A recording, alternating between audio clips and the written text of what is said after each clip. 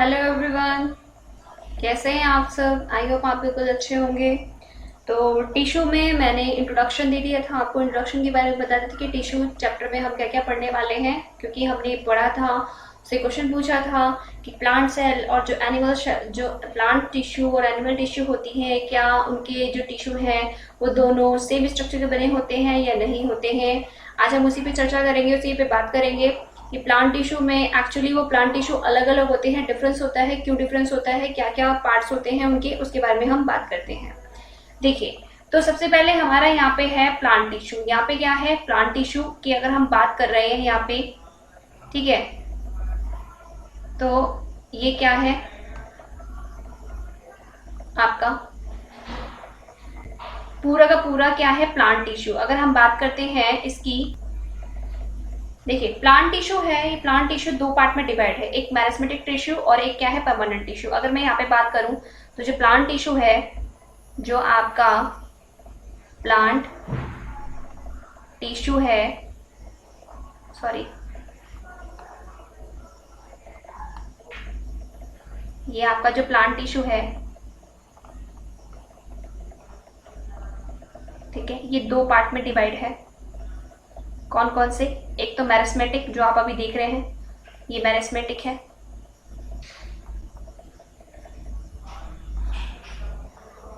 Meristematic, और एक होता है परमानेंट। एक क्या होता है, परमानेंट। ठीक है, दो टाइप में डिवाइड है प्लांट टिश्यू, दो पार्ट में डिवाइड है, मेरिस्मेटिक टिश्यू और परमानेंट।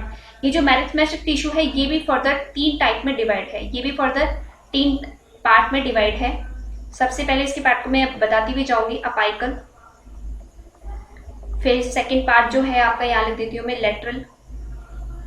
अब इसके बारे में पूरी अच्छे से बात करेंगे। और तीसरा पार्ट है इंटरकैलरी, इंटरकैलरी, ठीक है, इंटरकैलरी मेरिस्टेम, अपाइकल मेरिस्टेम और लेटरल मेरिस्टेम। ये फर्दर जो परमानेंट टिश्यू है उसके बारे में हम आगे बात करेंगे। सबसे पहले मेरिस्मेटिक अभी बताती हूँ मैं इसको, मेरिस्मेटिक के बारे में हम पूरा पार्ट करते हैं। तो प्लांट टिश्यू दो पार्ट में डिवाइडेड है आपके, एक मेरिस्मेटिक टिश्यू और एक प्लांट, एक परमानेंट, ठीक है। और मेरिस्मेटिक को हमने कितने पार्ट में डिवाइड किया, तीन पार्ट में। इसके तीन पार्ट है, अपाइकल, लेटरल और इंटरकैलरी। अब इसके बारे में अच्छे से पढ़ते हैं कि ये होते क्या है, मेरिस्मेटिक टिश्यू होते क्या है। अब देखिए यहाँ जो लिखा हुआ है, ये एक पूरी एक्टिविटी है प्याज की, पूरे प्याज को डाला गया है और इसमें बताया गया है, इसने क्वेश्चन पूछे हैं। इन सब के क्वेश्चन हम तभी पढ़ पाएंगे जब हम इसको अच्छे से समझ पाएंगे। अब देखिए जो मेरिस्मेटिक टिश्यू होता है, मेरिस्मेटिक टिश्यू होगा वो क्या है, the growth of plants occurs only in certain specific region. जो प्लांट की ग्रोथ होती है वो एक स्पेसिफिक रीजन में होती है। रीजन मतलब उसके लिए एक स्पेसिफिक एरिया होता है जिसमें वो ग्रो करते हैं, जिसमें वो ग्रो करते हैं प्लांट्स, जिस एरिया में वो ग्रो करते हैं, जिससे वो पेड़ आगे आगे बहुत बड़ा बड़ा होता जाता है। तो स्पेसिफिक रीजन होता है, the growth of plants occurs only in certain specific region, कुछ निश्चित स्पेसिफिक रीजन्स में होते हैं प्लांट का ग्रो। दिस इज बिकॉज, क्योंकि the dividing tissue also known as the meristematic tissue, क्योंकि जो डिवाइडिंग टिश्यू है उसी को हम क्या बोलते हैं, मेरिस्मेटिक टिश्यू बोलते हैं। तो याद रखिएगा मेरिस्मेटिक टिश्यू को दूसरा नेम क्या है इसका, डिवाइडिंग टिश्यू। क्या है इसका, डिवाइडिंग टिश्यू नाम है, ये भी याद रखिएगा, ठीक है, अच्छे से। नेक्स्ट देखो, जो बात करी है, मेरिस्मेटिक टिश्यू को हम डिवाइडिंग टिश्यू भी बोलते हैं, क्योंकि जो उनके प्लांट, जो उनकी ग्रोथ होती है एक सर्टेन स्पेसिफिक रीजन में होती है, इसीलिए हम इसको डिवाइडिंग टिश्यू भी कहते हैं। इस लोकेटेड, जो मेरिस्मेटिक टिश्यू है, is located only at these point, ये लोकेटेड होते हैं कुछ कुछ इन पॉइंट्स पे। जो ये क्या होता है, स्पेसिफिक रीजन है ना, इन पॉइंट्स पे ये लोकेटेड होते हैं। डिपेंडिंग ऑन द रीजन, जो डिपेंड करते हैं इस एरिया पे वेयर दे आर प्रेजेंट, जहाँ पे ये प्रेजेंट होते हैं। Meristematic tissue are classified, meristematic tissue को क्लासिफाई किया जाता है इस अपाइकल, लेटरल और इंटरकैलरी, तीन पार्ट में उनके रीजन को डिवाइड करते हुए जहां जहां ये प्रेजेंट होते हैं, मेरिस्मेटिक टिश्यू जहां जहां प्रेजेंट होते हैं उसको क्लासिफाई किया है उसने तीन पार्ट में, अपाइकल, लेटरल और intercalary. New cells produced by meristem are initially like those of meristem itself, but as they grow and mature their characteristics slowly change and they become differentiated as components of other tissue।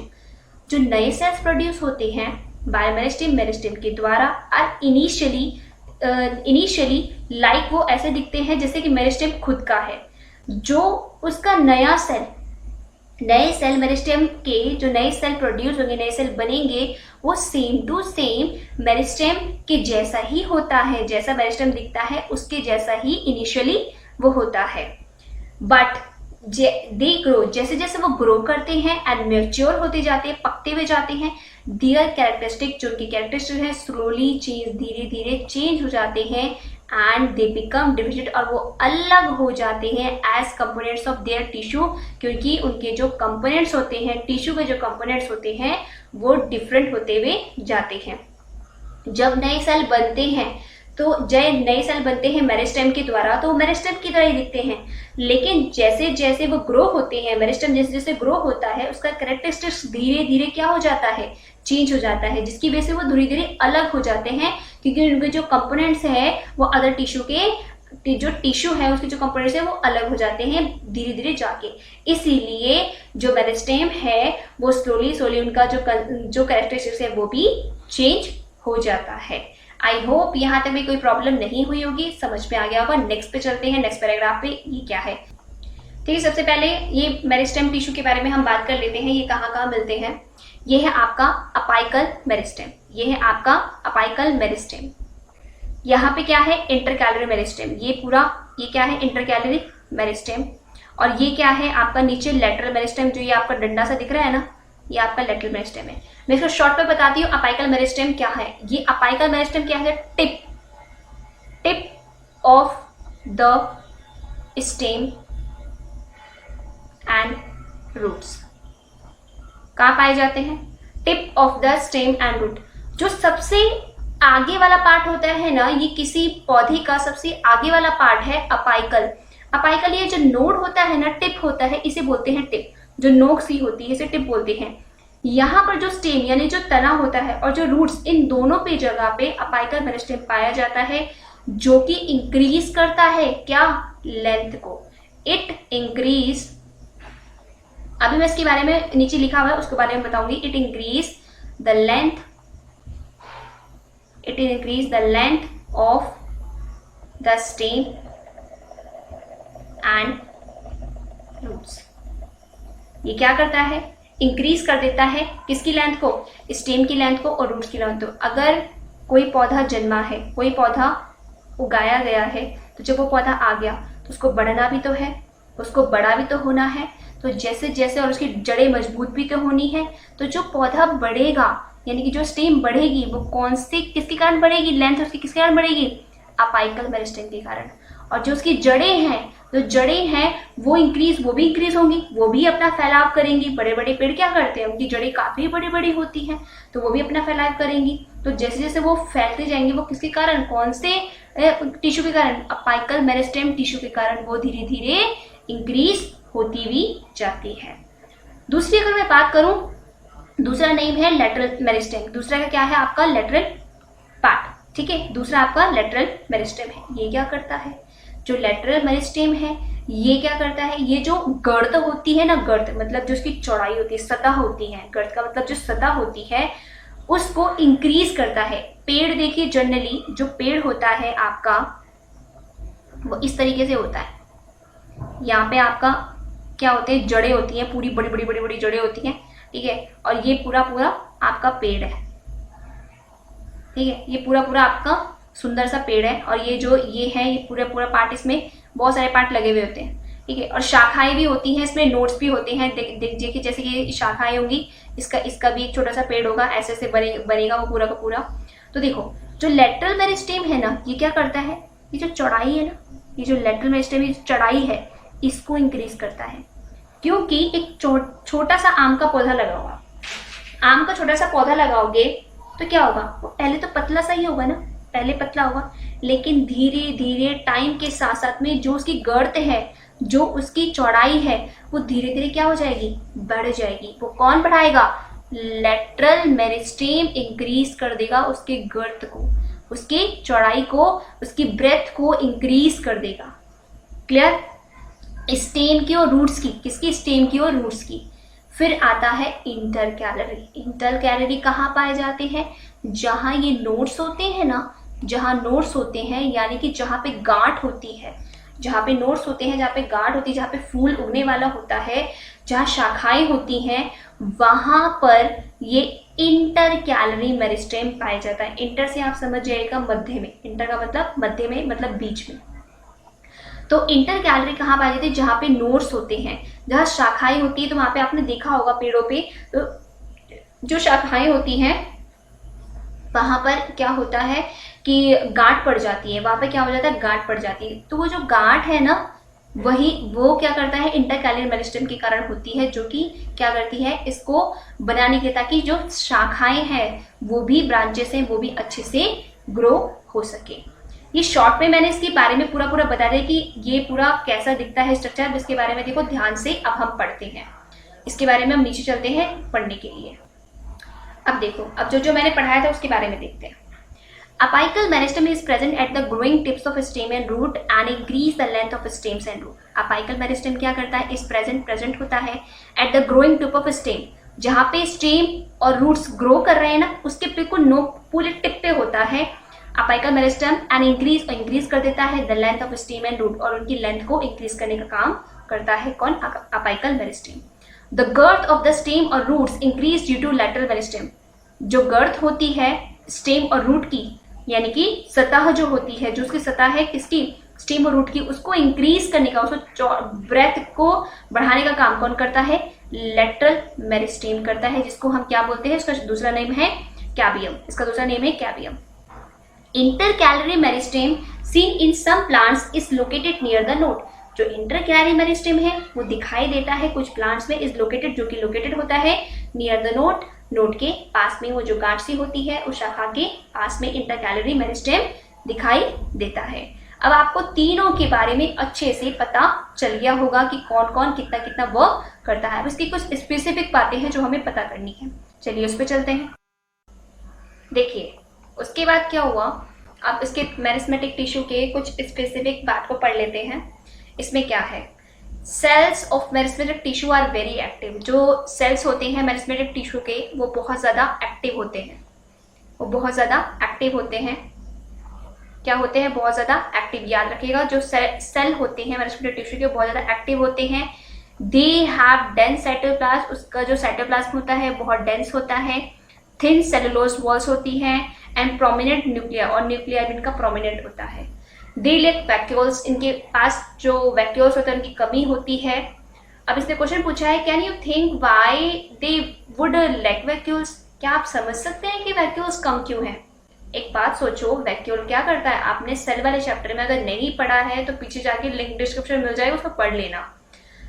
Vacuoles क्या करते हैं? Vacuoles जो खाना होता है ना, food होता है प्लांट में, उन सभी को स्टोरेज करने का काम करते हैं। प्लांट सेल में वो स्टोर करके रखते हैं फूड की एनर्जी को। तो जैसे जैसे उसको जरूरत पड़ती है, वैसे वैसे प्लांट को जरूरत पड़ती है, वैसे वैसे वो खाना देते हैं। इसमें खाने की क्या होती है? दे लैक वैक्यूल्स की, वैक्यूल की कमी पाई जाती है। क्यों कमी पाई जाती है? क्योंकि अभी ये क्या हो रहे हैं, मेरिस्टेमिक टिश्यू क्या हो रहे हैं? बहुत एक्टिव है और ग्रो हो रहे हैं। या क्या कर रहे हैं? ग्रो हो रहे हैं। तो धीरे धीरे वो ग्रोथ है इसके पास, इसलिए इनमें वैक्यूल्स होता ही नहीं है। ठीक है, इसलिए उसने लिख दिया, you might want to refer the function of vacuoles in the chapter of cells. आपने अवश्य ही पढ़ना चाहा होगा, रेफर किया होगा फंक्शन ऑफ वैक्यूल्स को in the chapter on cells. Cells पे पढ़ा होगा इसके बारे में। तो सिंपल बात क्या हो गई, अगर मेरिस्मेटिक टिश्यू की हम बात करते हैं, मेरिस्मेटिक, ठीक है, मेरिस्मेटिक टिश्यू की कुछ जो प्रॉपर्टी है वो क्या है? Active cell, very active cell. Second point क्या है? इसमें क्या होता है? Dense cytoplasm. इसमें क्या होता है? Dense cytoplasm. थर्ड क्या हो गया आपका? Thin cellulose cell wall, thin cellulose cell wall. ठीक है, फोर्थ में यहाँ पे लिख रही हूँ आपका। फोर्थ क्या होता है? Prominent nuclei. जो इसका न्यूक्लियाई है ये प्रोमिनेंट होता है। आप इन चीजों को याद रखिएगा। जब इसके बारे में मेरिस्मेटिक टिश्यू के बारे में कुछ स्पेशल चीज रखने के लिए आती है तो आप एनसीईआरटी की ये बात जरूर लिखना। दे लैक वैक्यूल्स, उसमें नो वैक्यूल्स, इसमें आप लिख सकते हैं नो वैक्यूल्स, इसमें कोई भी वैक्यूल्स नहीं पाया जाता। तो ये सारा पार्ट किसमें हो गया? मेरिस्टेमेटिक टिश्यू में। अब मैं वापस से रिपीट कर रही हूँ उसको, क्या होता है मेरिस्टेमेटिक टिश्यू आपका। सबसे पहले जो मेरिस्टेमेटिक टिश्यू है वो ग्रोथ ऑफ द प्लांट, क्योंकि उसके जो प्लांट्स हैं वो क्या होते हैं अलग अलग, जो उनकी रेजिन है, जो उनका एरिया है बहुत अलग अलग होता है, जो उनका एरिया है बहुत अलग अलग होता है। इसकी वजह से जो उनका एरिया डिवाइड होता है, जिसकी वजह से हम मेरिस्टेमेटिक टिश्यू को डिवाइडिंग टिश्यू भी बोलते हैं। दूसरा इसमें क्या है, इसके जो पार्ट है, इसके 3 पार्ट हैं, इसको डिवाइडिंग के अकॉर्डिंग 3 पार्ट में डिवाइड कर दिया है हमने। पहला क्या है आपका अपाइकल, दूसरा क्या है लेटरल, तीसरा क्या है आपका इंटरकैलरी।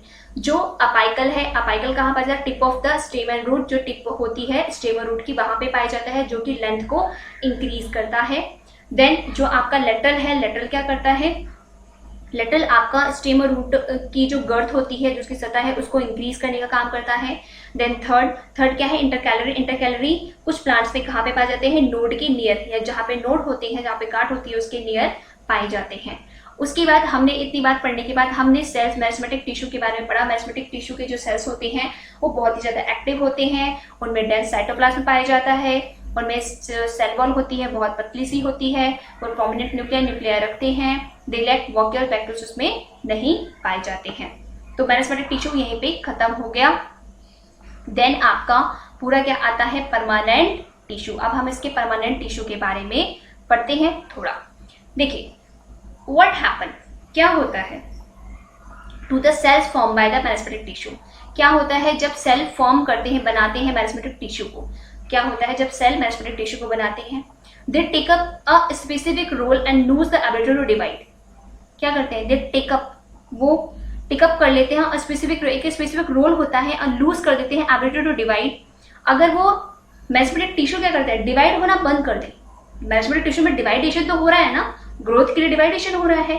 अगर वो स्पेसिफिक रोल निभाते हैं और अगर वो अपनी एबिलिटी लूज कर दे, खत्म कर दे एबिलिटी टू डिवाइड होने की, एज अ रिजल्ट इसका रिजल्ट ये होता है they form a permanent tissue. तो वो क्या बन गए? Permanent tissue.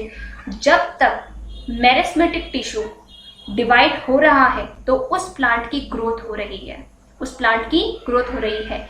जैसे ही मेरिस्टेमेटिक टिश्यू के जो सेल्स हैं वो डिवाइड होना बंद कर देते हैं, वो स्पेसिफिक जो एबिलिटी है वो खो देते हैं, उसका रिजल्ट ये होता है कि वो एक परमानेंट टिश्यू बन गया है। इसका मतलब है कि जब आपने आम का पेड़ लगाया, धीरे धीरे वो बढ़ गया, एक समय ऐसा आएगा जहां पे उसकी ग्रोथ खत्म हो जाएगी, वो बढ़ना बंद कर देगा और वो आपको फल देना शुरू कर देगा।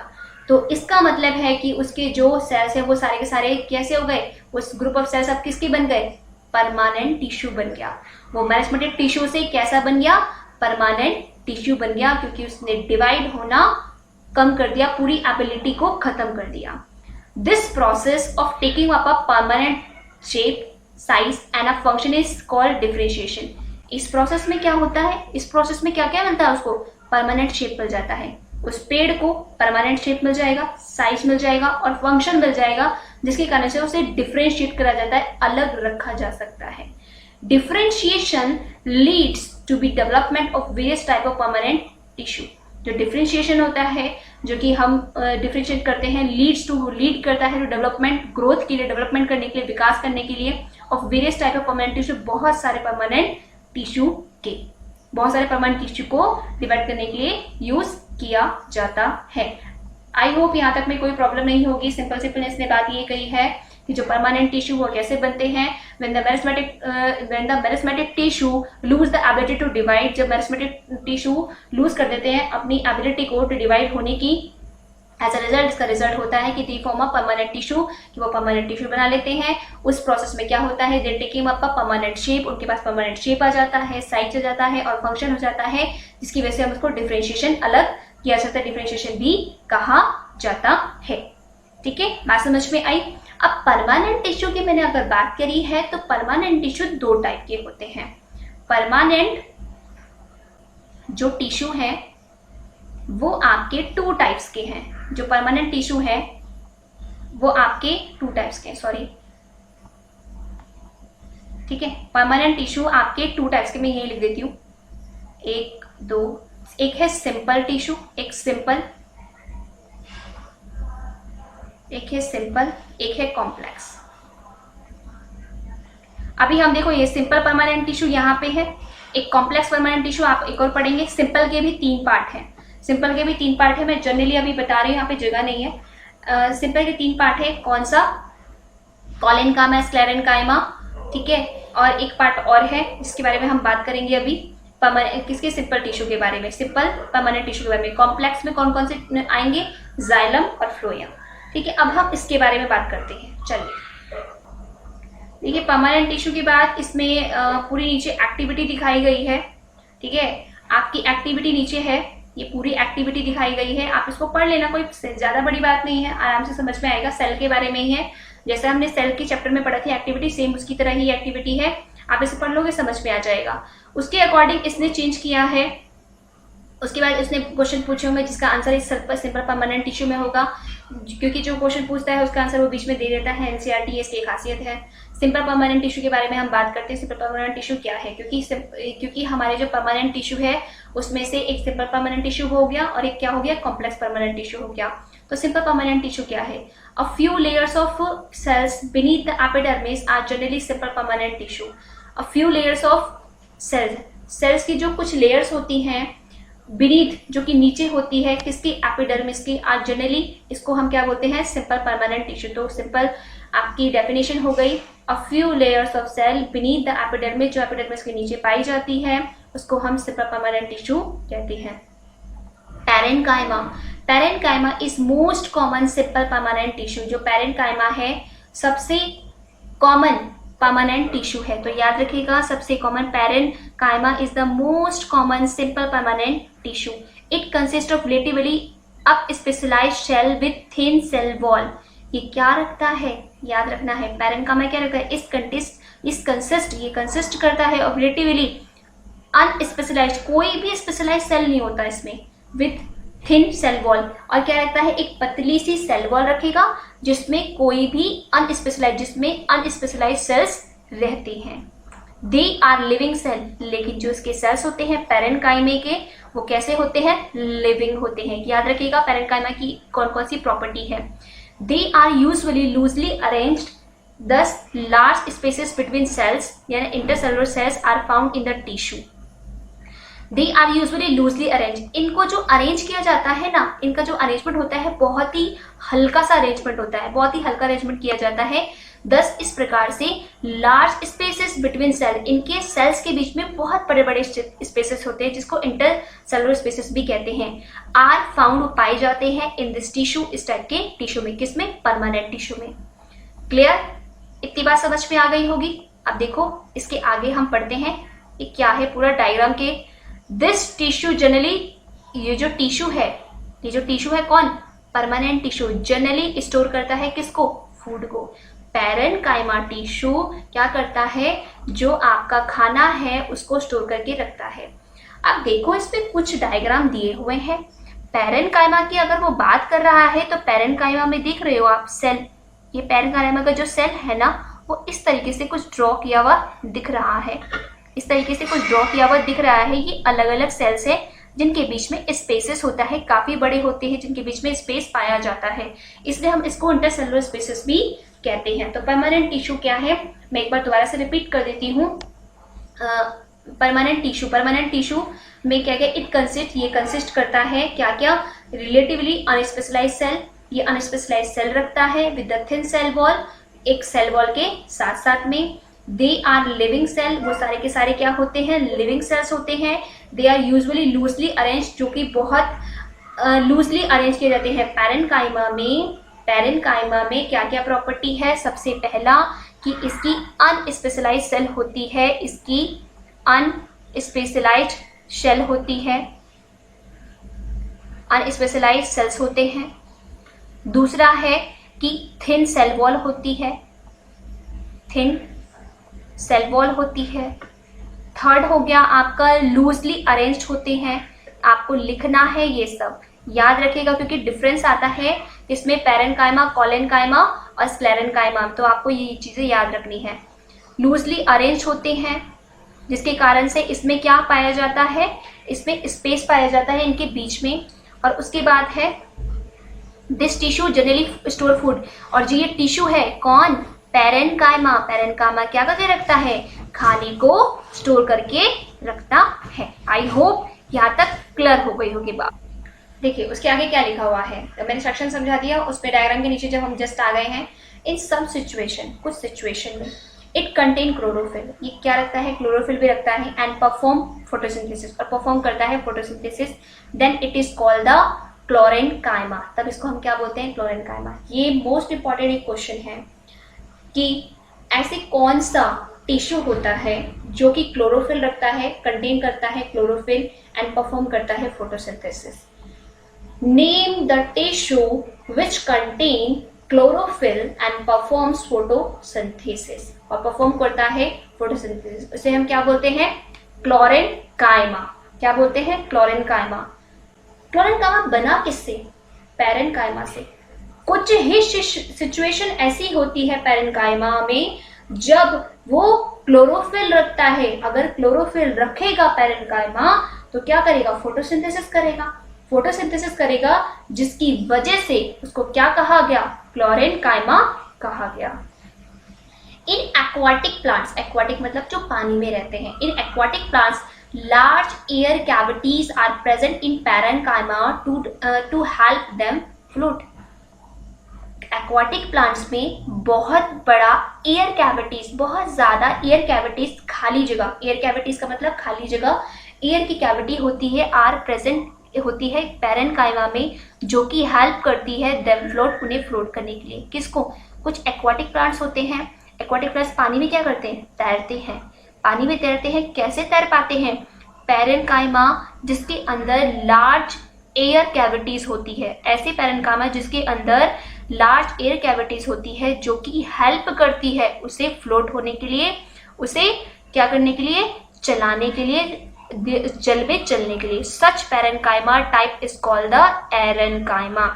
इस टाइप के पैरेनकाइमा को जो टाइप होता है जो कि फ्लोट करने का काम करता है, उसे हम क्या बोलते हैं, एरेनकाइमा। ये जितनी भी आ रही है ना एरेनकाइमा, पैरेनकाइमा, क्लोरेनकाइमा, इसे बहुत ध्यान से पढ़िएगा, इससे एक एक नंबर का क्वेश्चन बहुत अच्छा बनता है, तो याद रखिएगा। और अगर समझ ना आए तो वापस से रिपीट करके क्वेश्चंस को पढ़ लेना, वापस से रिपीट करके वीडियो देख लेना। आप देखिए, the flexibility in plants is due to another permanent tissue, इसको क्या बोलते हैं, कॉलेनकाइमा। अब फ्लेक्सिबिलिटी जो होती है ना प्लांट में, उसका लिए दूसरा परमानेंट टिश्यू है जिसको हम क्या बोलते हैं, कॉलेनकाइमा।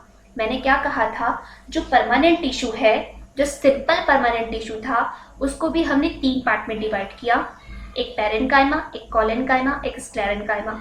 तो पैरेनकाइमा के बारे में हम पढ़ चुके हैं। क्लोरेनकाइमा, कॉलेनकाइमा क्या करता है, कॉलेनकाइमा करता है फ्लेक्सिबिलिटी इन प्लांट्स, प्लांट्स में फ्लेक्सिबिलिटी। खुद सोचो, आप फूल तोड़ने गए, आप गुलाब का फूल तोड़ने गए, रोज तोड़ने गए, तो जो उसके स्टेम होती है, जनरली आप क्या करते हो, नॉर्मली तो टूटता नहीं है, नॉर्मली तो टूटता नहीं है, लेकिन वो झुक भले ही जाता है। अगर आप उसे झुकाओगे तो झुक जाएगा, तो फ्लेक्सिबिलिटी हो गई उस पर, वो क्या हो गई, फ्लेक्सिबिलिटी हो गई। अकॉर्डिंग टू एनवायरमेंट सिचुएशन, अगर हवा आती है तो हवा के झोंके से वो क्या होता है, झुक जाता है, तो उसके अंदर क्या हो गई, फ्लेक्सिबिलिटी आ गई। तो जो फ्लेक्सिबिलिटी होती है ना प्लांट्स के अंदर, वो दूसरे परमानेंट टिश्यू के कारण होती है, जिसको हम क्या बोलते हैं, कॉलेनकाइमा। इट अलाउ, ये अलाउ करता है बेंडिंग, झुकने के लिए, of various part of a plant, बहुत सारे प्लांट के वेरियस पार्ट को, like tendrils and stem of climbers without breaking, बिना टूटे वो झुका देती है टेंडल्स को, जो टेंडल्स लगी हुई होती है उनको, और स्टेम को, पूरे स्टेम को नीचे तक झुका देती है, कौन, कॉलेनकाइमा। ये अलाउ करती है बेंडिंग करने के लिए प्लांट को, ताकि वो झुक जाए बिना टूटे फूटे, बिना टूटे वो झुक जाए। It also provide mechanical support, ये मैकेनिकल सपोर्ट भी प्रोवाइड करती है, कौन, कॉलेनकाइमा, मैकेनिकल सपोर्ट, ताकि वो खड़े रहे। भाई झुकेगी नहीं, टूटेगी, तभी तो वापस से फूल इसमें बनेगा। अब हवा चली, जो पेड़ पौधे हैं वो झुक गए, लेकिन जब हवा बंद होगी वापस से वो स्ट्रेट हो जाएंगे। तो मैकेनिकल सपोर्ट भी कौन देता है, कॉलेनकाइमा देता है। We can find this tissue in leaf stalk below the epidermis, हम इसे कहाँ पा सकते हैं, इस टिश्यू को, लीफ पत्तों पर, पत्तों के स्टॉक पर, बिलो द एपिडर्मिस, एपिडर्मिस में, एपिडर्मिस की सतह से नीचे। देखिए एपिडर्मिस क्या होता है, अब आपके दिमाग में चल रहा होगा एपिडर्मिस क्या है। जो प्लांट होते हैं ना, लीफ होती है ना, पत्ती में ऊपर की जो पार्ट होता है, सबसे ऊपर का जो पार्ट होता है वो बिल्कुल प्लेन सा पार्ट होता है, बहुत ही चिकना सा पार्ट होता है। तो चिकना वाला पार्ट होता है ना, उसी को हम बोलते हैं एपिडर्मिस। जब वो चिकना वाला पार्ट कभी आपने देखा होगा, उसको रगड़ के देखना उस पत्ते को, तो आपके हाथ में चिपकन सी आएगी, बहुत ही पतली सी लेके चिपकन आएगी, तो वो आपका एपिडर्मिस है। एपिडर्मिस के नीचे ये कॉलेनकाइमा टिश्यू पाया जाता है। The cells of this tissue are living. Collenchyma के टिश्यू भी क्या होते हैं, जो कॉलेनकाइमा का जो सेल्स हैं वो भी क्या होते हैं, लिविंग होते हैं। पैरेन्काइमा के जो सेल्स है वो भी क्या है, लिविंग है। एलोंगेटेड, बहुत ही खड़े से होते हैं, and regularly thickened at the corners.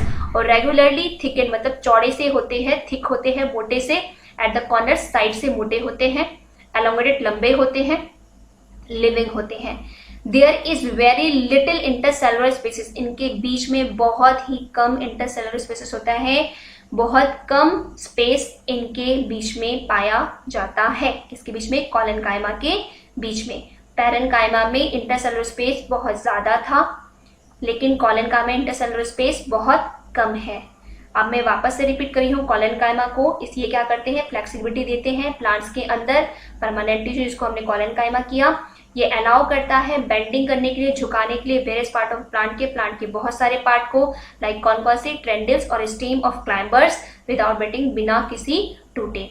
क्या करता है, इट ऑल्सो प्रोवाइड करता है मैकेनिकल सपोर्ट भी प्रोवाइड करता है। इसको हम कहाँ ढूंढ सकते हैं, दिस टिश्यू, लीफ पत्तियों में, स्टॉक बिलो द एपिडर्मिस, या एपिडर्मिस के नीचे पाई जाती है। इसके जो सेल्स होते हैं लिविंग होते हैं, एलोंगेटेड होते हैं और इरेगुलर थिकन्ड होते हैं, कहीं पे मोटा कहीं पे पतला होता है, एट द कॉर्नर्स के पास में।